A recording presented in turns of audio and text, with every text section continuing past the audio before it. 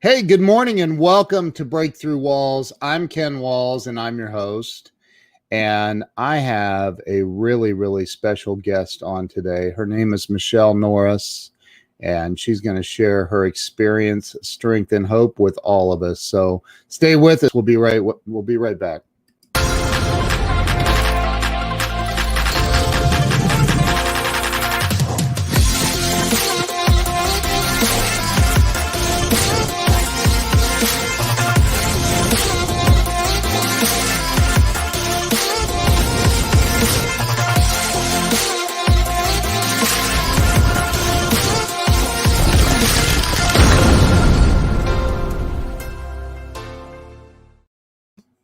And we are back. Let me bring Michelle onto the stream. Michelle, welcome to the show. Thank you. Welcome. Thank you for having me. I appreciate it. Yeah, it's great to have you. And I know that we're going to talk about a lot of things. This show, I created this about 2.5 years ago. I've interviewed over 300 celebrities and entrepreneurs, and it's really I created this to kind of give back, to help people get unstuck in life. And I think we all have been there, where you get to something and you're like, okay, I'm not getting through this. This is it, and somehow God takes over, or some invisible force and helps us. So I can't wait to hear your story. So why don't we start with where you were born and raised? I was born and raised in San Antonio, Texas. And actually, the friend that introduced us, we went to high school together, and as wow. my husband. So we all went to high school together, Jennifer Moran and husband Keith Norris. So we all went to high school together in San Antonio, Texas. What was it like growing up? That's I've never been to San Antonio. I've been all over Texas. I've never been to San Antonio. What was it? Isn't that where the Alamo is? Yes, it is. Yeah. Only reason I remember that is Ozzy Osbourne got banned from Texas for something. Yes, he did. I was in high school at the time, actually. Yeah, so was I. So I remember. That's about the only thing I remember about the Alamo. It's crazy, isn't it? So what was it like growing up down in San Antone? Am I allowed to call it San Antone? Of course, yes. So yeah, you can definitely call it San Antone. It's I don't know, it's a really great city. There's always a lot going on in San Antonio. We have the River Walk, which is near the Alamo downtown. And so there's always a lot of really fun things to do in San Antonio. We have festivals like Fiesta. All kinds of stuff that happens. We have the Starving Artist Show that's down on the River Walk. That's amazing. And then, holidays in San Antonio are pretty freaking cool, because the River Walk, we have riverboat parades and all of that. And so it's a really cool city.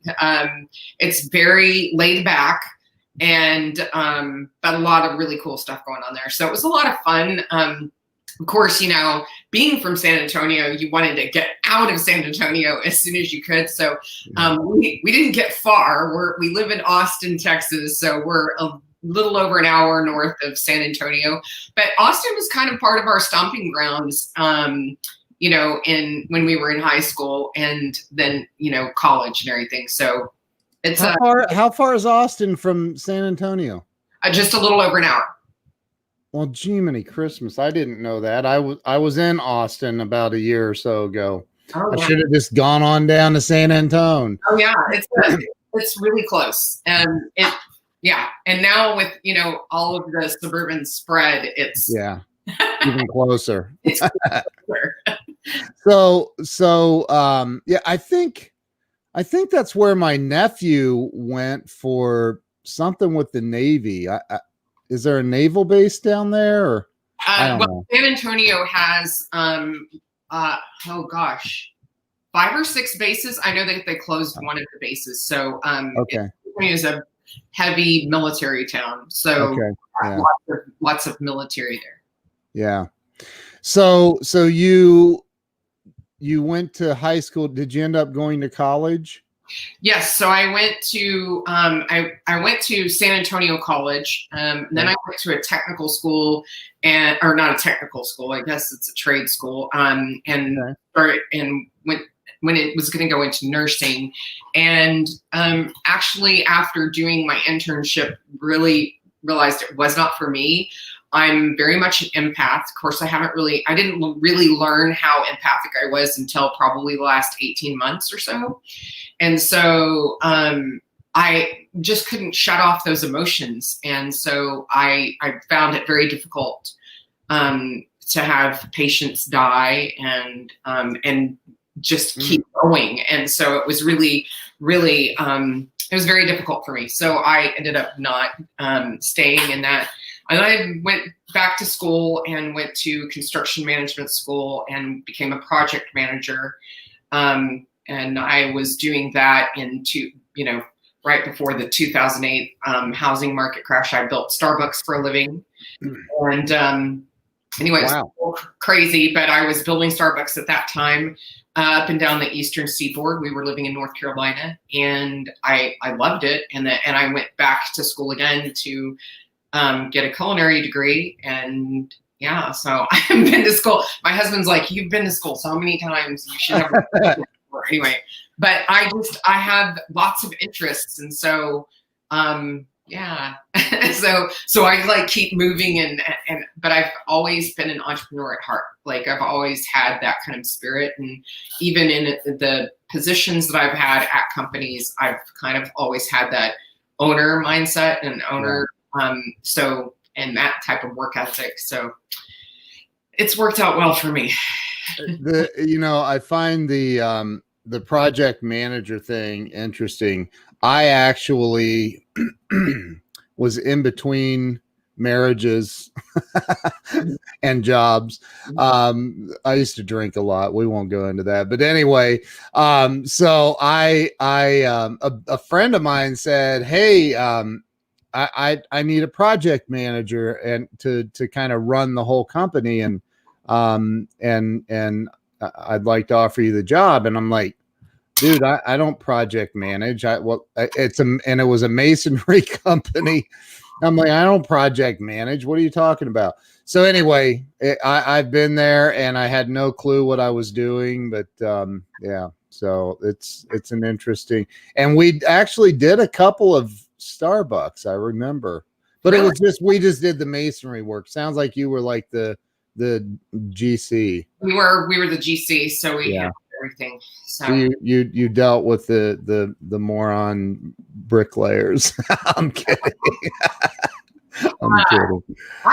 Only actually on 2 jobs. That's it. The rest of them were already, we did the build outs on the inside. We built 2 from the ground up. So that's the only time we had to deal with bricklayers.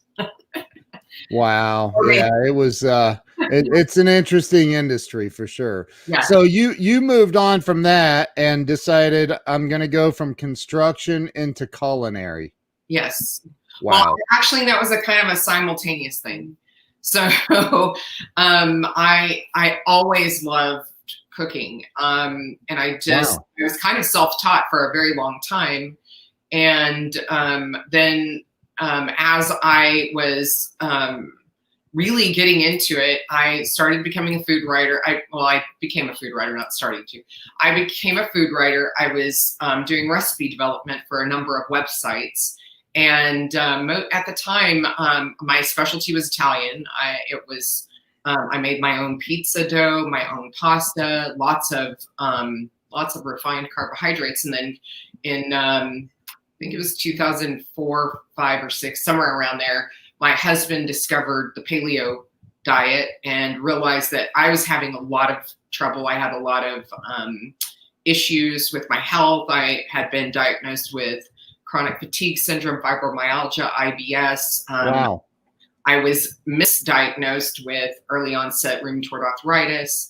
And so I just had a lot of things going on. And really, every time I ate, I felt horrible. And a lot of it was the refined carbohydrates. So it took him a year to convince me to do it. And then once I did it, within 3 weeks, all of my symptoms were gone, including things that I didn't even recognize that were a problem. You know, those things that you kind of just believe are normal because you're aging and all of that stuff. And so, which is all a myth.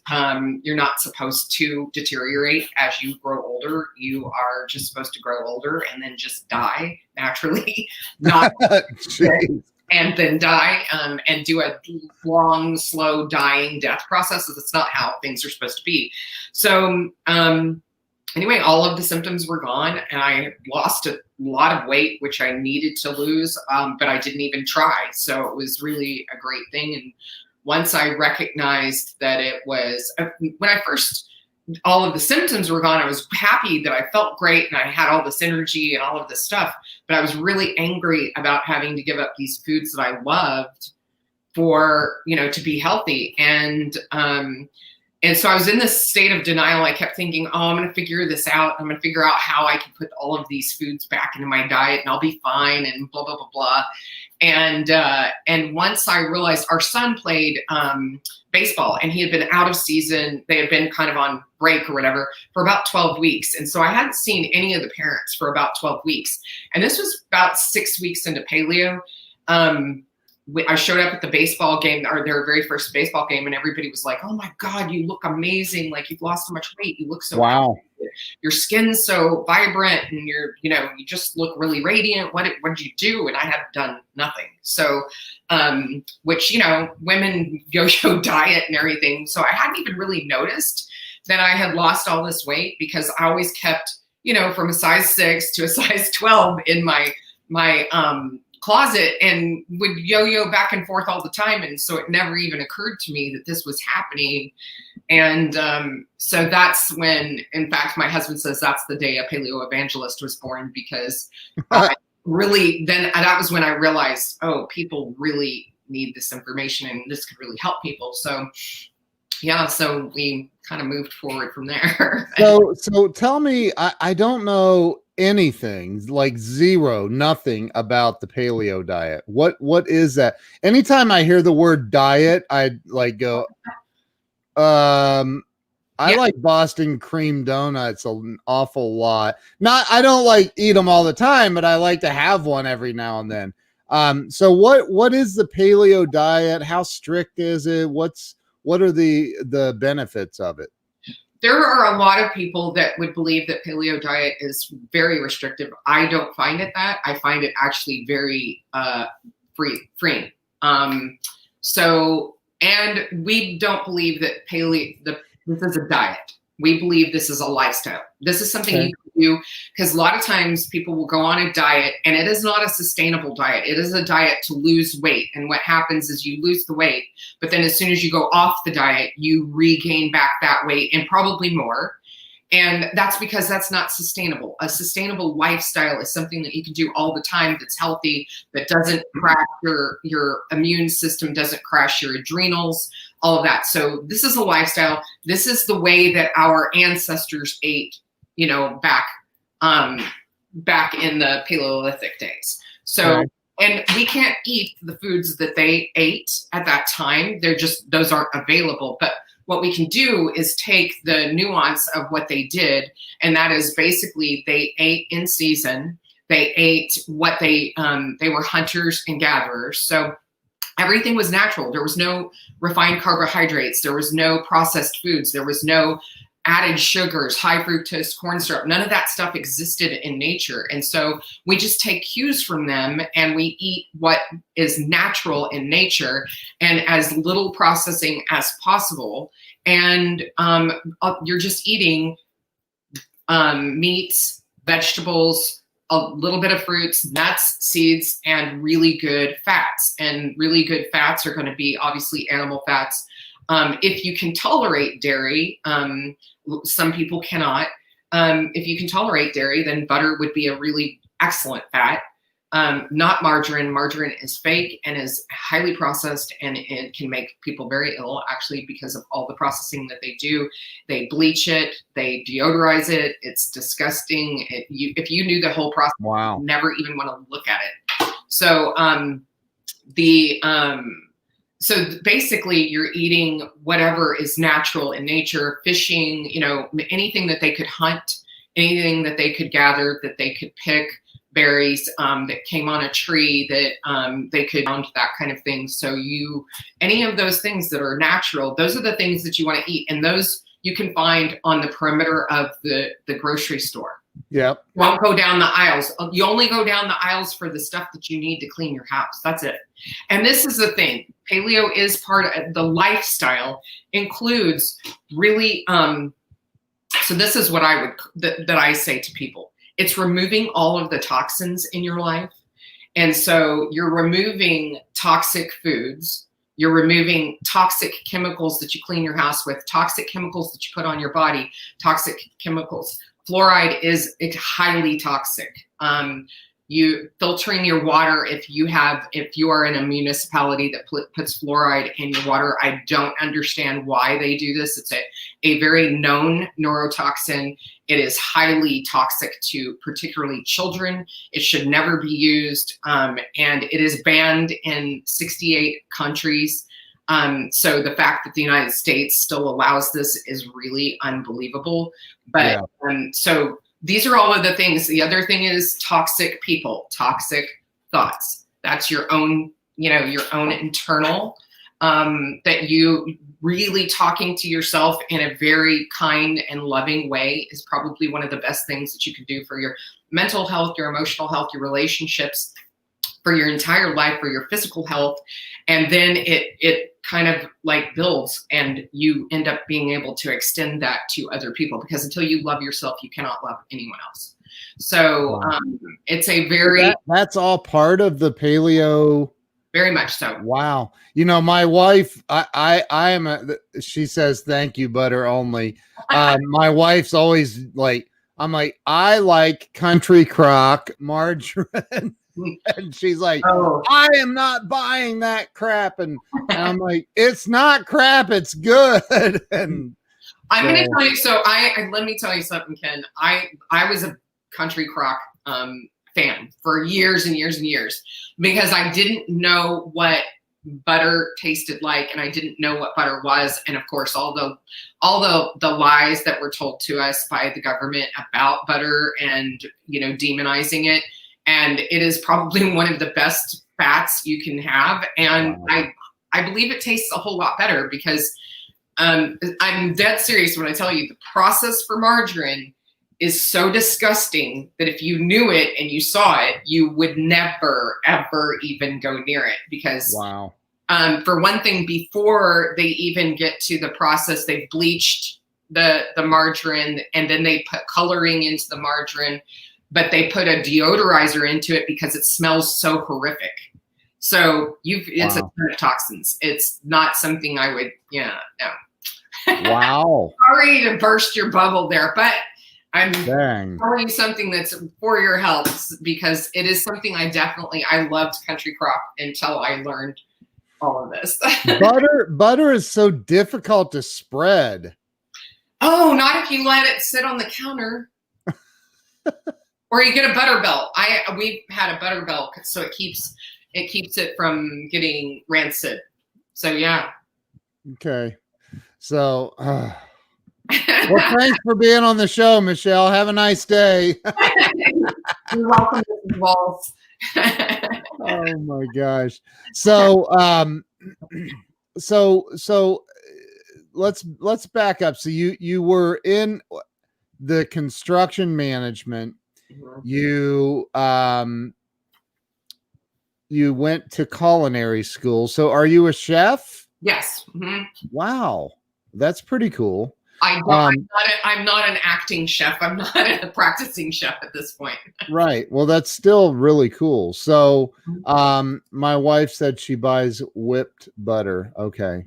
Well, I don't even know where the kitchen is in our house, really. So,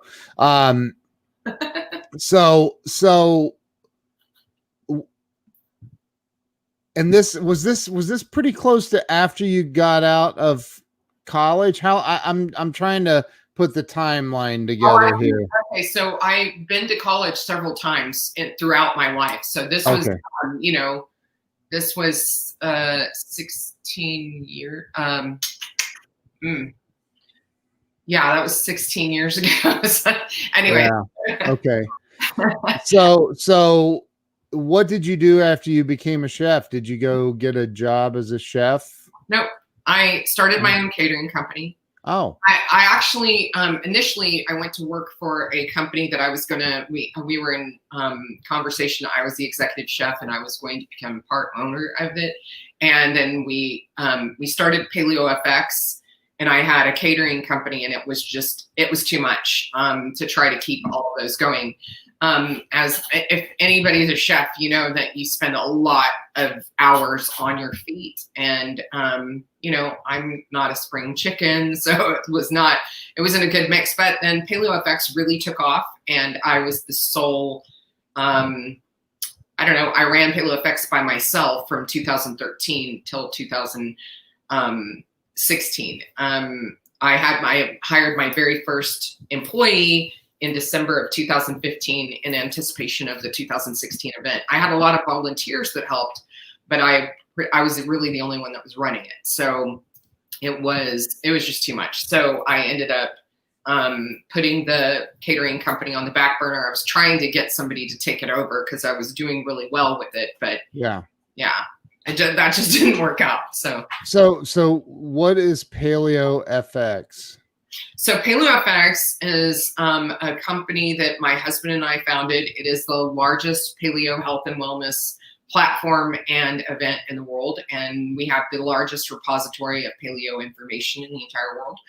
And so we have it's a 3-day immersion event when we have the live event, and we have a Health Entrepreneur FX event the day before, which is for entrepreneurs that are in the health and wellness space, who are looking to really have massive impact in the world, where they really contribute to the health of the planet, the people and the planet. And a lot of those people are really passionate about what they do. But a lot of them don't really know how to run a business because they've worked for somebody else and had like a major health breakthrough and really want to, you know, kind of pay that forward and really help other people. So they're very passionate. So that's one of the things that we do is we help train them into how to run a very successful and profitable business, a health business. So we do that. And then, basically, I just say that it's a 3-day paleo party. It's a lot of fun. So is that in Texas? Yes, it's in Austin, Texas in the spring. Obviously, we were canceled this year because of COVID-19. So our virtual event is actually happening on November the 14th. And I don't know if I can put links in here. I think I can send you the link, though. I can send you a link for people if they're interested. We're going to do a virtual event on November the 14th. Put it in the private chat, and I'll go ahead and put it in there, and I'll put it on the bottom of the screen scrolling. Okay. Yeah. So we've had this would have been we're going into our 10th year. And, wow. We usually have about over 100 speakers. Over the years, we have hosted 42 New York Times bestselling authors, and we have multiple stages running at the same time. We have workout areas where people are instructing how to work out properly and having different workshops and classes. And so we've had, it's really large. We take over the entire Palmer Event Center here in Austin, Texas, which is 90,000 square feet inside and 30,000 square feet outside. And so it's a lot of fun. But in 2019, our attendance was over 8,500 people. So we were 10,000 this year. So yeah, that's a lot of people. Yes, it is. And the virtual event is going to be a blast. So if any of your people would like to join us, they can. And I'll give you that link here in just a second. Yeah. Anyway. Is it on your website? Yeah. Yes. We have a landing page, so I'll give you the link directly to that, so they'll have that information. Yeah. Just pop it in the private chat there, and I'll post it on the bottom. There you go. Yeah, so we're looking forward to that. We have, I don't know how many New York Times bestsellers speaking at this event right now, at this time, but there's quite a few. So, Wow. And we run the gamut from, so at Paleo Fx, we believe in 7 pillars of health that you need to, in order to be a fully optimized human, you need to have all 7 pillars running properly and being fairly balanced. And that the first one is physical health, mental health, emotional health, relational health, financial health, spiritual health, and then tribal health. And so we run the gamut of all of that. We talk about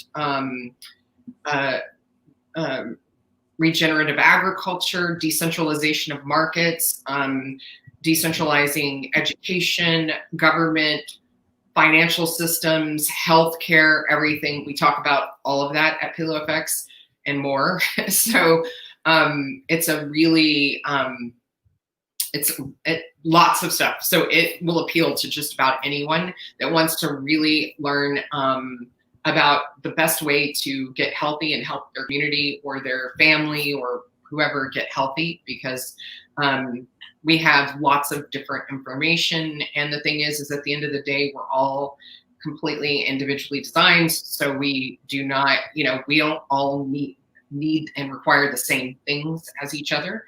So it's really, paleo is a template to start out with, where you figure out and you test what works for you and what doesn't and makes you feel the best. But the big part of Paleo Fx is reconnecting to the system that you actually have within your body. And the thing is that at the end of the day, our body is completely capable of healing itself of every single disease there is out there. Wow. The thing is if you aren't giving your body what it needs to be able to do that job, you're hindering its ability to do that job. And that's when we see disease pop up. That's when we see is when the body cannot heal itself because it's not being fueled properly. And so, yeah, that's really important. One of our core beliefs is that we want to empower people to take their health into their own hands, but we believe it's not only their right, but it's their responsibility, because at the end of the day, you're the only one that cares the most about your health. And doctors, God love them, but they just don't have the capability to be your advocate. They don't have the time, and especially with all of the mandates that they're under, they cannot. They can't give you more than 5 minutes, and that's not enough time to be able to be your advocate. You have to do that work. And so we try to make that work as easy as possible. So it sounds like you guys really are into socialism. No, not at all. I'm just kidding. I'm kidding. So with the current political environment, why not go there? Yeah. I'm just teasing. So I'm sorry. No, it's totally fine. I shouldn't have gone there. So okay, you are that this has got me very curious. So because like I've been diagnosed with diverticulitis, and like it doesn't matter what in the world I do, I get these flare-ups, and it's like, so you're saying that there's something I can do about that with paleo? Absolutely, yes. You can definitely do something about that. The diverticulitis goes right back to your diet. What exactly are you consuming? What are you putting into your body on a daily basis? And what are you doing to, have any type of movement, exercise, that kind of thing? So yes, all of it goes back to that. And the thing is that working out or exercise doesn't have to be strenuous. It doesn't have to be tedious. It doesn't have to be long. It can be something you really enjoy. If you love walking, if you love going for a bike ride, I do not like to, hold on, I'm trying to reframe that for myself, that I do love to work out. It's not been something that I've enjoyed over the years.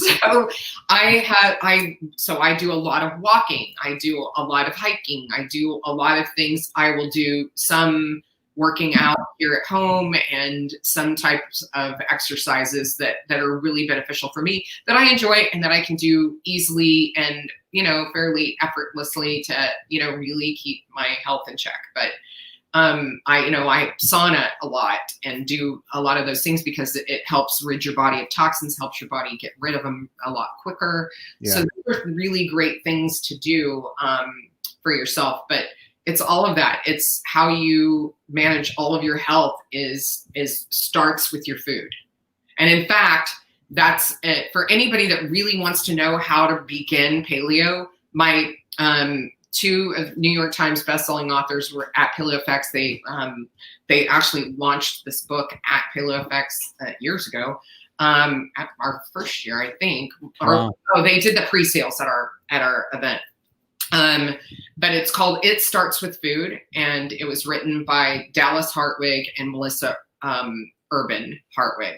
And it's an incredible book. It's an easy read. It is very easy to follow. And it is the number one book that we recommend to all of our clients because, number one, it will get results, but it is also, again, easy to do.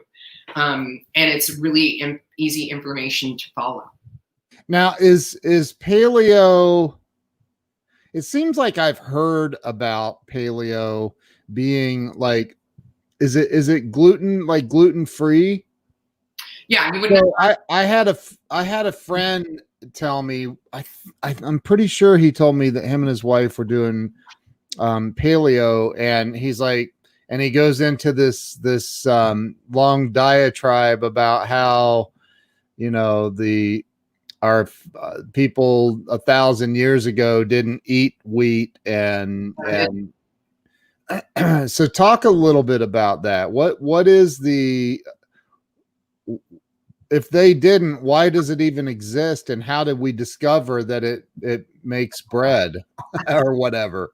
Okay, so it's totally not okay.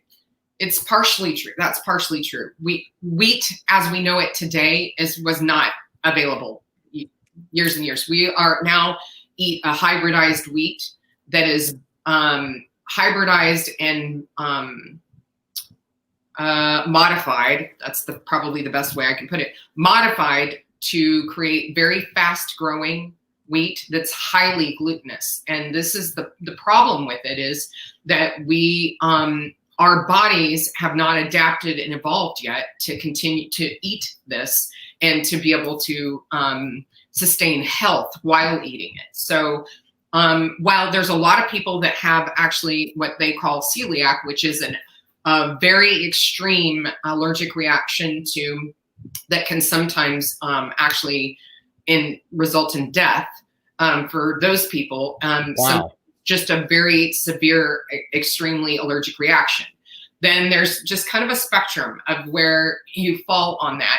And pretty much nobody should be eating gluten. Even a lot of people who say, oh, I don't have any problems. The thing is, until you remove it from your diet and you see whether or not you have any problems, you'll notice it pretty quickly after you removed it from your diet. And so it's very problematic because what it creates is, and probably a lot of people have now been hearing about this, leaky gut, because what it does is it destroys the junctions in your digestive tract. It's villi that kind of keeps everything moving along and protects you. And so what happens is it breaks down that, gets through and gets into your system. And then what happens is an autoimmune response where the body starts attacking itself because it's now got a foreign invader, and so it needs to take care of it. And so it ends up sending all of this immunity to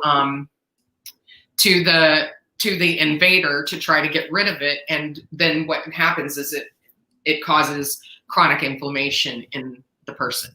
So and is that in every part of their body or just within the gut area? It can end up all over your body. A lot of people, joints. That's how I ended up being misdiagnosed with early onset rheumatoid arthritis. They thought that I had that. I didn't. It was because I had inflammation in my joints, and it was due to leaky gut, due to gluten. And so once all of that was removed, all the chronic inflammation went away. One of the things that you'll notice immediately after within a couple of weeks of getting gluten out of your diet is there's this puffiness that people have that that's from chronic inflammation. And so when you I don't have that. When you get rid of it, you will see that go away, and you'll start. A lot of people have a lot of problems in their joints, their fingers. They kind of hurt and everything. I'm like trying to do this, and I can't find where it's at.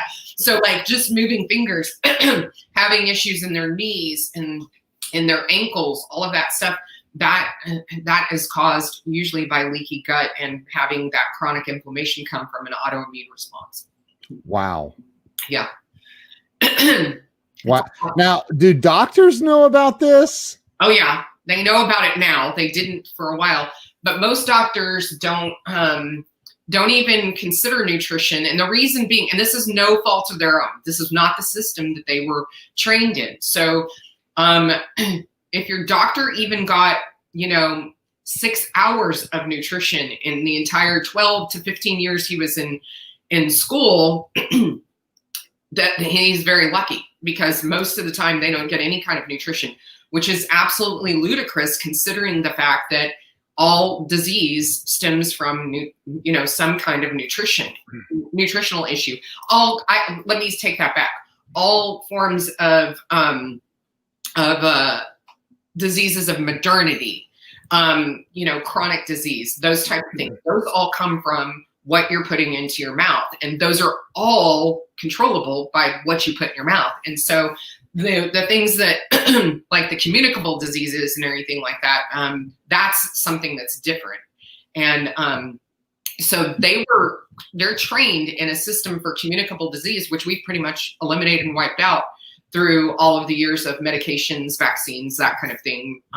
So we've gotten rid of that, so we don't need that system anymore. That's a healthcare system that is made for maintaining sick people. It's maintaining your disease. It is giving you a pill and masking your symptoms to make your symptoms go away, but it doesn't get to the core root of what the problem is. And generally the core root of any of your problems, when it comes to any kind of medical problems, is going to go back to what you eat and how you live your life. It's all lifestyle. It doesn't have, it's how you sleep, how do you manage your stress, all of these things. So we talk about all of that kind of stuff at Paleo Fx. Okay, so you now have the largest paleo gathering in the world, you said? Mm-hmm. In Austin, Texas, once a year. You have a virtual event coming up, which is really cool. I would imagine you have even more attendees than you do in person in the virtual space. We will see. This is the first time we're doing it virtually, so we don't know. Wow. Yeah. Wow. So let's talk a little bit about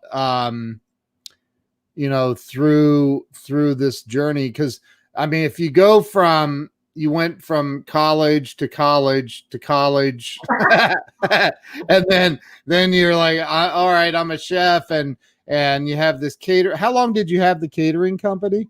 For 2.5 years, and then put it on the back burner. I actually haven't. I put it on the back burner. I've never shut the catering company down. I got you. Okay. So, and my wife does before on my taxes, it's a 0, but it shows up on my taxes. Yeah. So my wife has a question. Can you use almond flour, sweet, whatever that is, and coconut flour? Oh yeah, absolutely. The almond flour and coconut flour are pretty much, and then now what's really starting to grow use of in the paleo world is cassava flour and tapioca flour. And so those all work. Sorghum, sweet sorghum, you can use it. One of the things that I would do is really test that. And so one of the ways that you can test whether or not food is really good for you or not is your insulin response to a food. So you have an insulin response no matter what you put in your mouth. And it just depends on how much of a spike. And the thing is that you want to keep your spikes really, really low. You don't want it to soar, because this is where we end up getting into areas where we get into pre-diabetes or diabetes. And wow. Type 2 diabetes is absolutely 1000% reversible. It is all lifestyle. It has You do not need to take a medication for it. You need to change your lifestyle if you've been diagnosed with pre-diabetes, or you are type 2. So my buddy Weldon says he's type 2. Yeah. So that's reversible. Paleo diet is the absolute best thing you could ever do for yourself if you have type 2 diabetes. One of the things, bar none. And we see people that constantly start paleo and immediately get off medications and insulin and that kind of thing when they are type 2. And so, in fact, you can go to diabeteswarrior.net, and I think there's a hyphen between diabetes and warrior, but I'm not positive about that. And you'll see thousands of stories of people reversing their diabetes, and then even type 1 drastically reducing their insulin response or their insulin use because they go on the paleo diet. Wow. So along the way, you've had challenges along the way.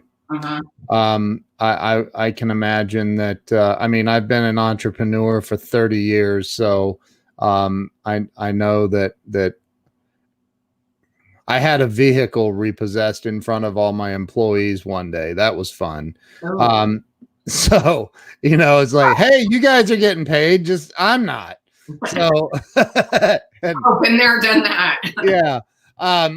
So, you know, what are some of the challenges you've faced along the way? Because it sounds like you and your husband found this paleo diet, and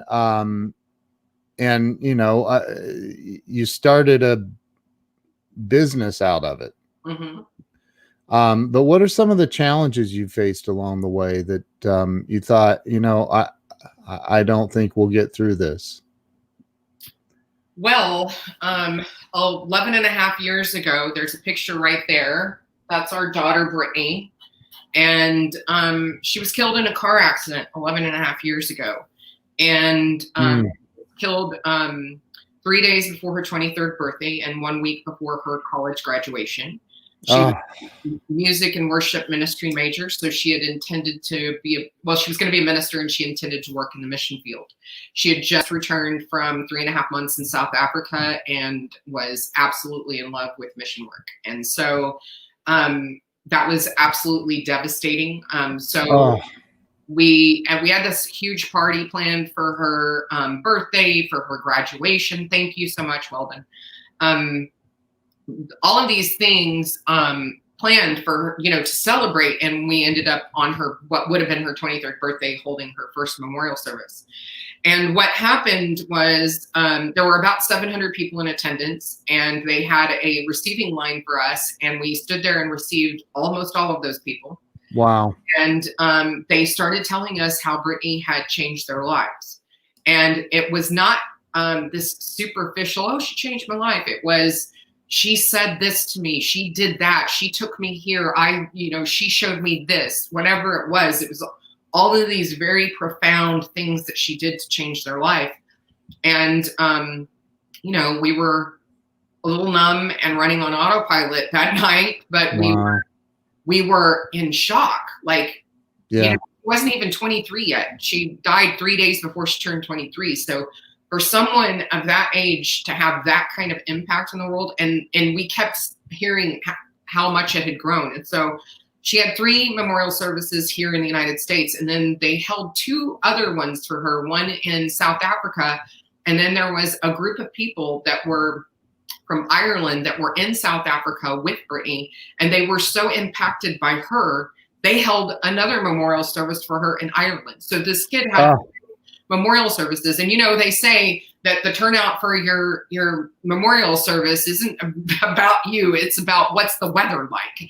And so for her to have all of these memorial services was like shocking, but we were just so proud of her. And one of the things that Keith and I said was, we've got to figure out how to carry on that legacy. We can't let that die with her. We need to figure out how to change people's lives. And of course, we were already paleo at this point. We were already very involved in that. And so we it took us a while. We were really kind of just trying to figure out how to do that, because Brittany's gifts were music and worship and prophecy and ministry and all of this. And she could preach, and she was a beautiful worshiper. If you watched her, everybody just knew she was always on fire for God. And so it was a beautiful thing to watch. And so those were definitely not our gifts. So we were trying to figure out, what is this going to look like to carry on her legacy? And so as we were, trying to figure that out, what we realized was that, okay, to carry on her legacy, we just operate in our gifts, and our gifts were food and nutrition and fitness and health and wellness. And so what happened is we were 2 years after Brittany passed away, we were at the inaugural Ancestral Health Symposium, which is a very decidedly academic symposium. And Keith was speaking at that symposium that year. My husband is a trainer to trainers and a personal trainer, and we owned gyms at the time, and were involved in a fitness equipment company. And so we had a lot of he had a lot of followers at that point. And so they had him speaking there. And when we left the event, we were sitting on the runway at LAX, and I was just like going, it would have been great if they would have had, like cooking demonstrations, or they would have been showing people how to do this stuff. And then if they would have had movement sessions so they could show people how to work out properly, where they weren't, wouldn't hurt themselves. Because the big CrossFit craze was at that time. Yeah. And people were being injured left and right. And it's because they didn't have proper form, and they didn't know how to do the compound movements properly so that they wouldn't injure themselves, or also be connected to their body to know that they were putting a strain on their body that would cause an injury. So we were sitting there talking about this, and Keith was like, well, it's an academic symposium. They're not going to do, that. That's not what they do. And so we were sitting there, and he was like, I think this is what we should do.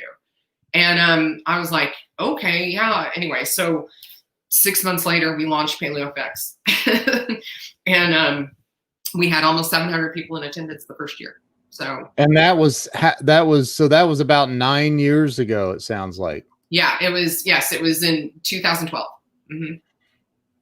Okay. Oh, eight years ago. So you first, I am so sorry for your loss. I again, as I told you before we went on air, I cannot imagine. I have two.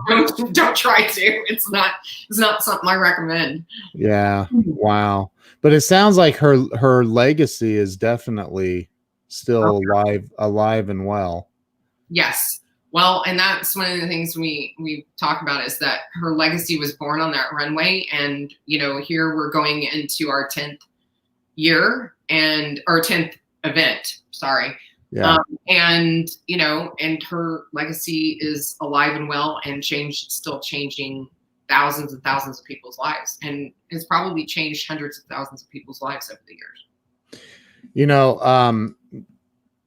Not to go off topic, but I do want to address what Weldon said. He said, here's my deal. I have another health condition that requires me to be on a high calorie, high carb diet. So it's challenging with the type 2.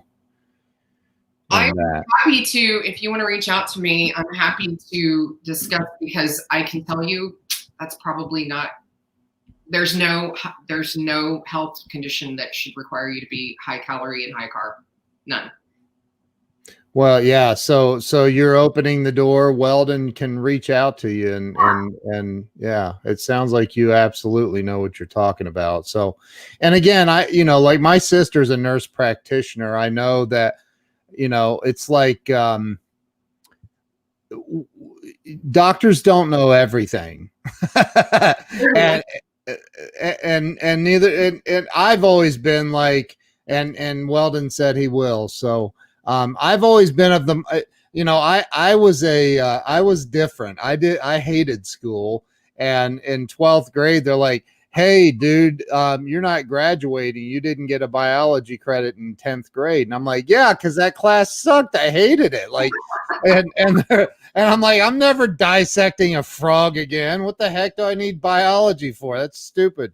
And so they didn't see it the way I did. And so I didn't graduate. And I never got a GED. I always felt like that was like an admission of failure. So, but I have had a lot of college graduates work for me over the years. So, but you know, I think that I look at that in today now, because for a long time I lived very insecure about that. But today it's like, wait a minute, I didn't get pumped full of a bunch of old information. I taught myself at 20, 21 years old to do my own research. I always thought, you know, wait a minute, so these books that they're teaching us out of that are 50 years old, who originated that? Who had the original thought behind all of that? So, you know, we can learn on our own, that we can do our own research. We can learn on our own. I would say it is absolutely imperative that we do our own research, and that we also make sure that we are really in control of what our children are learning, because at the end of the day, what's happening in education currently is that we are being told what to think, not how to think. And so that's what you're seeing a huge result of. What you're seeing a lot of right now is our education system at work. It's because there's not critical thinkers anymore. We didn't, you know, back when I was in school, I was taught how to think. I was not taught what to think. It's changed tremendously. Yeah. So I would, that's, if I had children currently going through our current education system, I'd have a whole lot to say about what's being done and what's being taught currently. And so we talk a lot about that at Paleo Fx. We talk about how do you think critically? How do you do your own research? And the thing is at the end of the day, when you have a country that is now deemed a corporation, that it is got the same rights as a human, there's a problem there. That's a huge problem and a big red flag. And so when a corporation has the same rights as we do as humans in this country, that's a problem. And you can follow the money on just about anything and figure out why you're being told or you're being taught the information you're being taught. It follows back to somebody's money. Yeah. So you said it's a big red flag. It could be a big blue flag. Yeah, or that. So yeah, it's really, that's really interesting because, you know, the thing is that we're in a really unprecedented time in history. When you see censorship the way that it is, and you see things happening the way that it's happening, people are not stopping to think, okay, you may not agree with the information that's being censored, and that's okay. There's no reason for you to, okay, I have to believe this information, but why is any information being suppressed and censored? Why? You have to ask that question. And the thing is what is there to say that the information you believe in, the things that you want to put out there into the world, aren't going to get censored next? The thing is, when we accept that, we are headed down the wrong path, and we are in trouble. And so that's the problem, that we don't have people critically thinking through all of this process.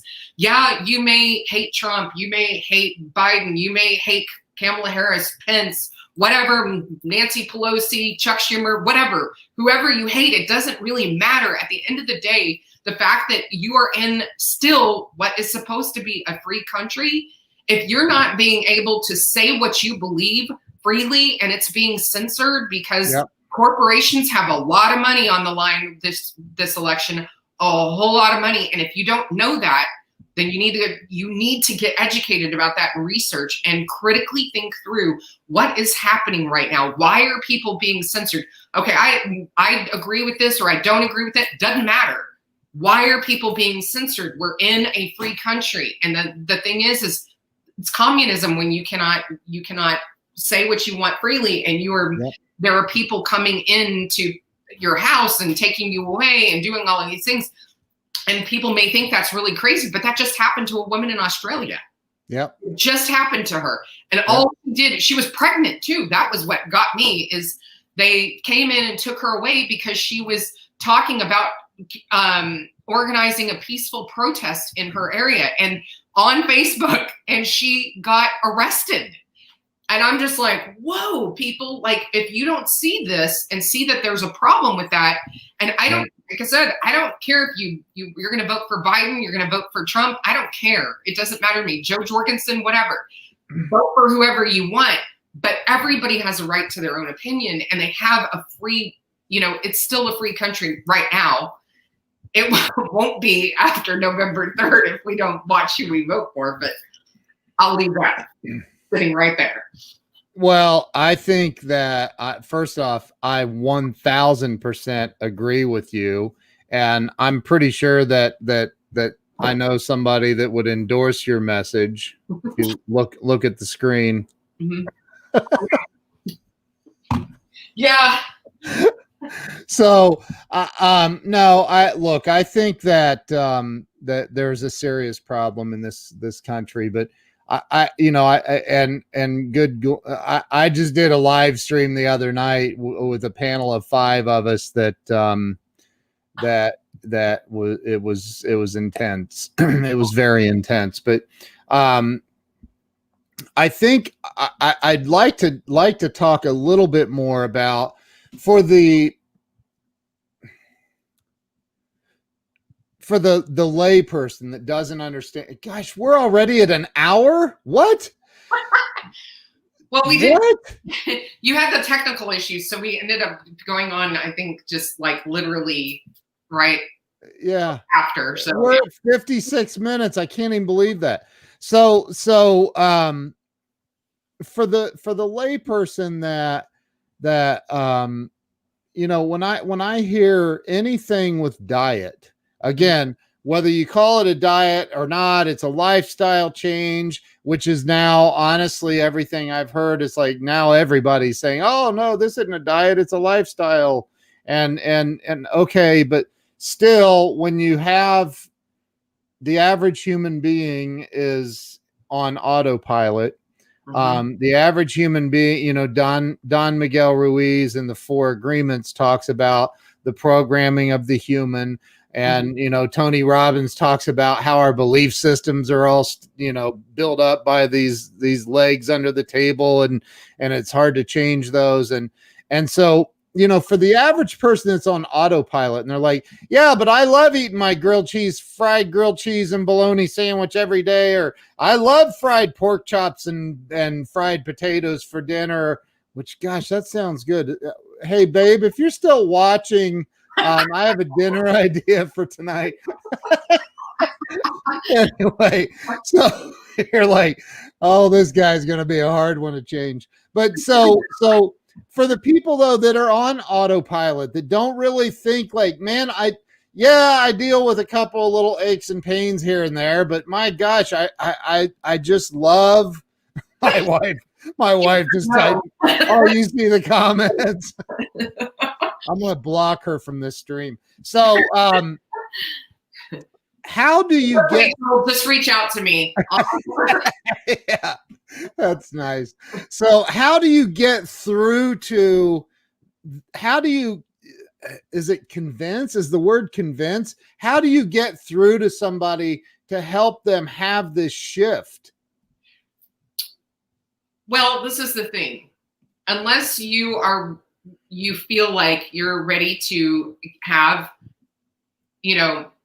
really healthy, a really healthy life, feel amazing and great every day, not feel crappy, don't have aches and pains, until you're ready to like let that go. It's kind of hard to convince you, but I will tell you that it's an interesting situation.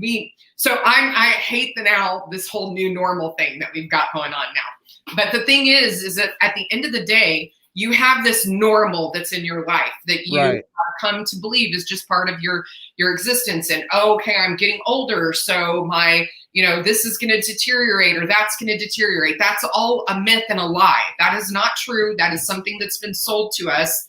It is propaganda. It is propaganda sold to us by big pharma, big ag, big business, period. Because they want you to buy their goods and they want you to buy their pharmaceuticals and they want you to buy their stuff because you believe that you are supposed to have really crappy health and deteriorate and have this slow, long burn into death. That's not how things are supposed to be. So, Wow. They have this curve where they say, this is the way you're supposed to die. That's not true. The way you're supposed to die is you're supposed to be born, you're supposed to live, and then you die. That's it. There's no none of that. And the thing is, that's a myth. So we become conditioned to believe that this is our normal, that, okay, I have this knee pain, I have this back pain, I have an elbow, I've got my wrist hurts, my fingers hurt, my whatever, my back, my neck hurts all the time, blah, blah, blah, blah. These are all normal. They're not normal. And when you actually start putting nutrition into your body that actually makes your body healthy and makes you feel great, have great cognitive focus, have really great, you just feel good and you're happier. The other thing is lots of foods contribute to depression. Depression came about, if you look back at the history, depression came about since the onset of agriculture. And all of those things all contribute to poor health. And like I talked about, the inflammation, the chronic inflammation, the autoimmune conditions, all of that. That's all been since the agricultural revolution. That's all happened since then. So depression came about, and depression is mostly what you've put into your body, and that is a whole lot of toxins too. So lots of mental health issues goes right back to your nutrition and to what's being put into your body, what's being put on your body, what's being put in your environment. Lots of toxins, lots of neurotoxins are in lots of things that are allowed in this country that are not allowed in 68 countries around the world. So wow. It's incredible. So I'm just going to say, these are the things that you get used to and you think are normal. Well, they're not. And when you actually start putting nutrition into your body that makes you feel better, gives you great cognitive ability, you will understand what it feels like to feel good. And that is a new normal that I can get behind and be all happy about. The new normal with masks and all that crap, not getting behind that. I've not worn a mask yet. Well, I wish I could say that I haven't, but I've had to travel. So, yeah, I haven't. I refuse. I chose to travel, but I'm not getting on an airplane until they stop this foolishness. But anyway, so I can answer that last question real quick. Yeah, I wanted to pop that up again. Charles is a good buddy of mine, and my wife. So a buddy of mine recently reached out to me and he's like, hey, man, I'm sending you a link to a book. You need to check it out. And it was Dr. Axe's Keto Diet book. Mm-hmm. And he said, and he and his, what'd you say? He's been a speaker at Paleo Fx. Oh, wow. So his book, everything he talks about is absolutely amazing. However, what I found is getting into ketosis, I still haven't. My wife has. I haven't. It's not easy. Yeah, well, it's not terribly hard to get into ketosis. It's really just about really watching your macros. And so the difference between keto and paleo is under paleo, under the paleo umbrella. Okay. You can be keto and paleo, and you at the same time. You can and you can be keto and not be paleo at all. So it really totally depends on how you go about keto. And so so there are a lot of people in keto that don't really care. They're doing keto, not really. They're wanting to lose weight or wanting to do those things, and they're not really wanting to concern themselves with doing keto in a way that's really consistent with health. And so the thing is that you can use different carbohydrates the way that you do. Oh, I'm sorry. I'm thinking cyclic keto. So sorry, let's scratch all of that. Well, there are some things that a lot of people in keto will eat that have lots of toxins in them and everything. So those are the things that you want to watch and really be careful of. But the difference between keto and paleo is that keto, you're more concerned about your macros and reducing carbohydrates. Paleo doesn't. Your template could be that you eat a lot more carbs. My husband works out probably 6-7 times, a week. So he does a whole lot more carbohydrates than I do because his body needs them. Right. Now I don't, so I don't eat that kind of carbs. So I'm a lot more keto a lot of times than he is, although he can get into ketosis a lot faster than I can. And the reason being is because he works out the way that he does, and because he eats a lot more fat and he eats a lot more protein than I do.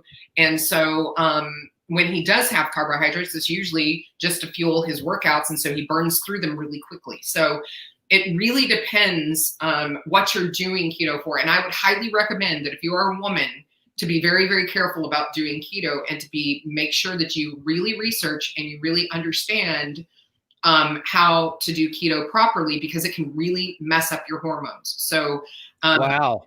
Our friend Luis Villasenor owns ketogains.com. It's probably one of the best sites on keto that I know of, and you can find a keto calculator there that actually helps you for the goals that you want to set, how you work out, how you live, all of those things. It's a really great calculator. It's ketogains.com. And they're probably one of the best sources of all keto information. And like I said, I do a modified Mediterranean keto diet. And what that means is that I have an APOE3/4 allele, which is a genetic marker for early onset Alzheimer's. Now, my genetic marker does not mean I'm going to get it. It means I'm at higher risk for getting it. So it's completely, all your genetic markers are basically light switches. You decide whether you're going to turn the light switch on or off. And I've chosen not to turn that light switch on, not to get Alzheimer's. So my diet is a modified Mediterranean keto diet. So I eat more monounsaturated fats versus saturated fats, which is mostly what a lot of people in paleo do, which are really healthy fats for you, usually brain protective. But for the ApoE4 allele, it's not protective for us. So we stay away from heavy saturated fats. And so it's just information you can know about to really know how to guide your personal health. And so that's something I highly recommend for people to do. And another thing that I highly recommend people do is keep really great labs. And I don't care how young you are, start getting your labs as early as you possibly can. Keep them, because what will help you later on is knowing what your benchmarks are, because we're all completely individual. And so what happens is that doctors go off of a base benchmark, and they go off of markers based on sick people. Well, I don't want to be, I don't want to be average. So I want to know what mine are and what's for me, and what's the appropriate markers for me. And if you keep a baseline as you're aging, you'll know what it is. So you'll know when something's off really quickly. My wife I literally was just finishing the smoothie. She makes a smoothie every morning with all of that stuff. What do you think of those? Well, this is what I will say about smoothies, is that is a massive, and it doesn't, I know that I see broccoli, parsley, kale, turmeric, and ginger root in there, and those are all great. The problem that you have there is you have orange, apple, and pineapple in there, plus honey, and that's a massive insulin hit. But I like it. Well, this is my recommendation. You don't have to do away with it. What you want to do is not have it first thing in the morning. What you want to do is have a protein and a fat first thing in the morning, no carbohydrates.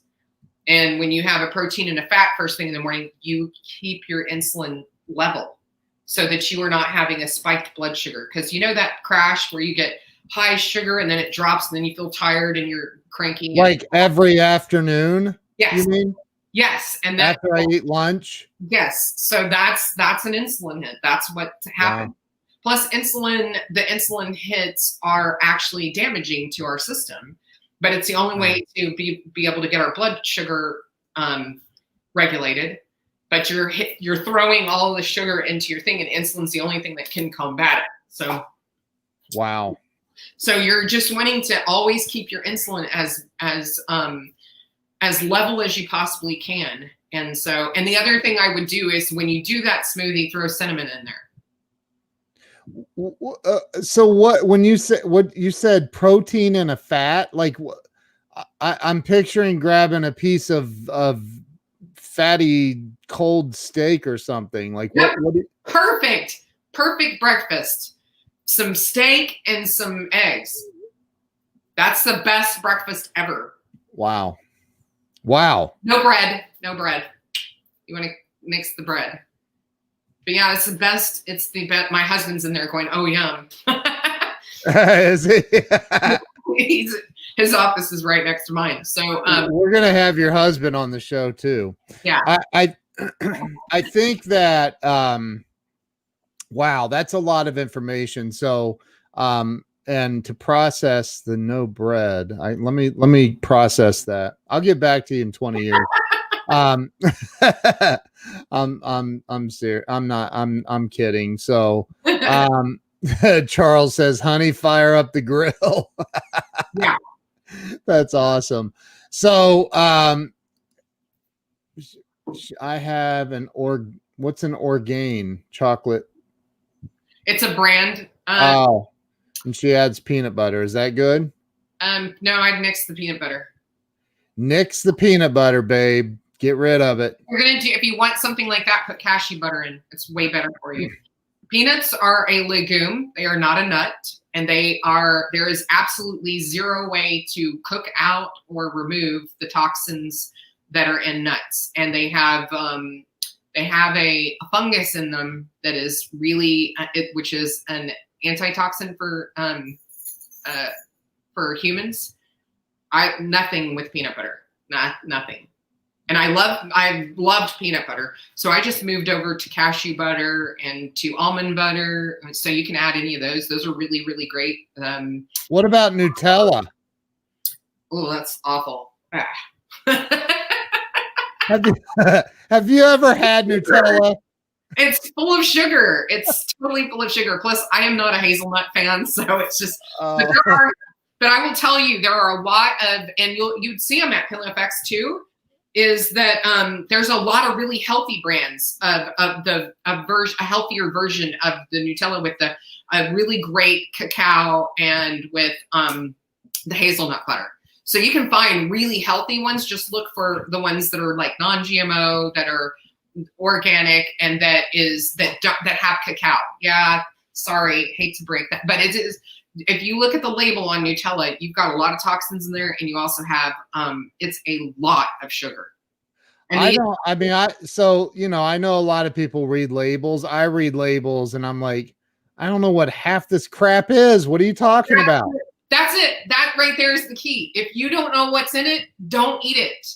If you don't understand what's in it, so the only thing you should be eating is the stuff that's on the outside circle of the grocery store, the perimeter. That's where you want to shop. That's where all the real food is. But you said orange and pineapple and apples are bad. No. What I'm saying is doing those first thing in the morning is an insulin. Oh, I got you. Okay. No, those are not bad at all. Those are fine.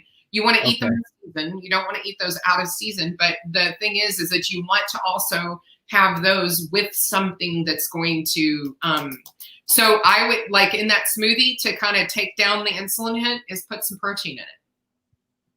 Wow. But have it later. Don't do it first thing in the morning. So do it like maybe as a snack, that pick-me-up that you might need in the afternoon. Do it then.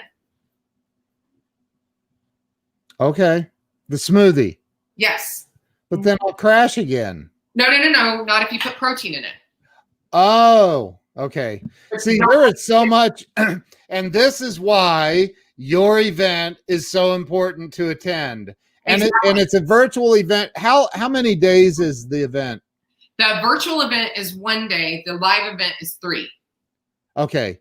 So you're having it what is the date of the virtual event again? November the 14th. And if you can't attend live, we have the ability for you to get access to it for 30 days. Wow. What if we want it forever? Well, I don't know.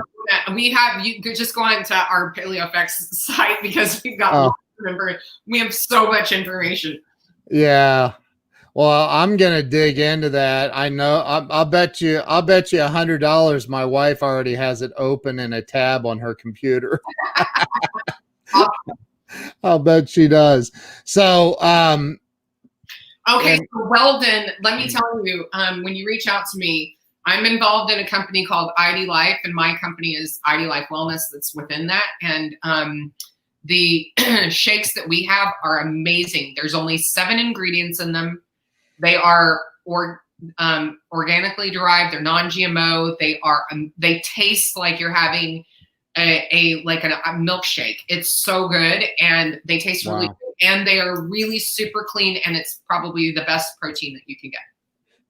This has been very, very informative. And And hang on, I'll send you the link to that so you can put that up for if anybody wants to go on there and look at those shakes and everything and all of our products. They're really great health products, and we also have a DNA test that goes into our customized nutrition, and everything is evidence-based, all backed by science. Every single product that we make is backed by science. yeah, that's what ingredient, everything, no synthetic ingredients, everything's amazing and really healthy for you. And that's what Jen does too, right? Yes. Yeah. Yeah, I'm on Jen's team. Jen's team. She's good. She's my direct upline. Yeah. ID Life Wellness. Definitely want to make sure that you go out and connect with Michelle immediately. And wow, Michelle, thank you so much. This has been, I cannot believe the time went by as fast as it did. So that's unreal. So we are over, and thank you so much. Really appreciate it. I was honored to be here. Thank you. And thank you to everyone who's been on and shared this out. This is very, very important information. Let's change the world. Yes. One person at a time. I think this is awesome. Yes. So, Michelle, stay with me. I'm going to end the live stream. Thank you for coming on and sharing your story and your wisdom and everything. This has been fun. Thank you. Thank you so much. I appreciate it. All right. We'll see you guys tomorrow. Have a great day. Bye-bye.